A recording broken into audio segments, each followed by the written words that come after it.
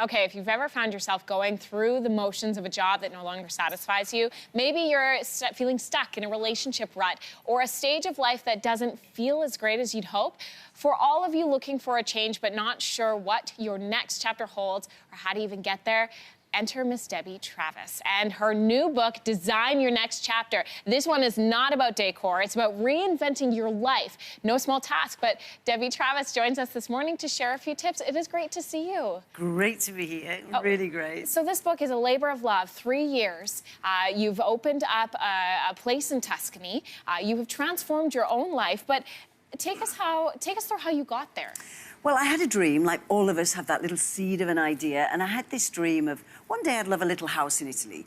You know, I loved Italy, I'd been on holiday many times, and then that dream grew and grew, and I fell in love with how I felt there. Very fit, very healthy, and very alive, you know, full of vitality. So oh, here's some pictures, yeah. It's beautiful. So it's really quite beautiful. And I decided, well, what if I shared it? So basically, a few years ago, I opened it up to the public so people can come and spend a week at a retreat.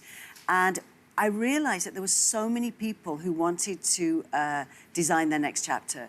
And, you know, there was a lot of empty nesters, that awful feeling when, you know, what you're known for, being a mum, suddenly they've flown the nest and women are left with a hole in them, you know, in their stomach. And then early retirement. Now we're all going to live till we're 85, you know, we're all fitter. And, you know, they're taking retirement at 50. You're going to have to do something. And then young people who don't really want to do what my generation did. That was the biggest surprise. So my parents' generation worked in the same job for 40 years. We jumped around a bit. I think the next generation think nothing, or the new generation, of 1 minute being a doctor and then saying, you know what, I want to be a yoga teacher. I want to sing. I talk all the time. I'm a meteorologist, and I'm like, one day I'll be a midwife. Yeah. I say it all the time. Why not? Yeah. And I think that's so amazing of people today, because the tools are all there. You know, the advice is there online. But I wanted to do a book that also had advice in it and had these tools, because it's no good just telling people to live their best life or to have passion or, you know, you can have all that or you can find all that, but how do you make the leap from the idea in your head to actually doing it? How much money do you need? Should you give up your daytime salary? Should you, you know, all these questions and this fear factor.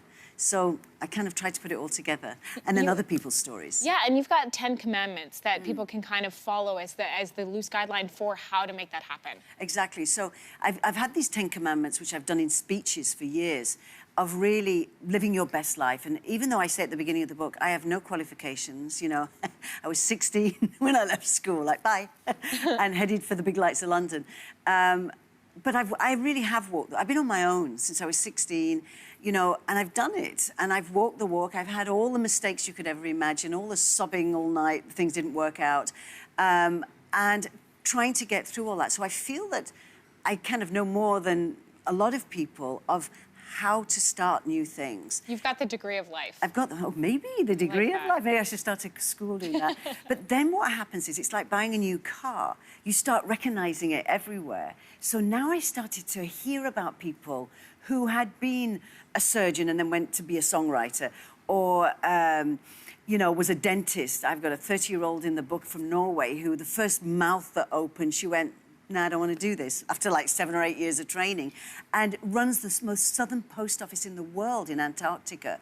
And her day starts cleaning up penguin poo, you know, and just these remarkable stories. A woman in her 60s who started a makeup line, and when I met her, she said, oh, I have to go because I'm going to Los Angeles to put the products in the Oscar bags. You know, so there's a way and a how for everybody, but it takes losing the excuses, losing the fear to make that big leap. Debbie, I want 1 million more minutes to talk to you this morning. But like you said it in the break right before we came, do not wait until you're sick. Don't wait until you're dying before you say, let's have a new chapter. Exactly. Your book has a lot of the answers, so thank you so much for coming in. Thank you so much. Thanks for having me. Yeah, it's a pleasure.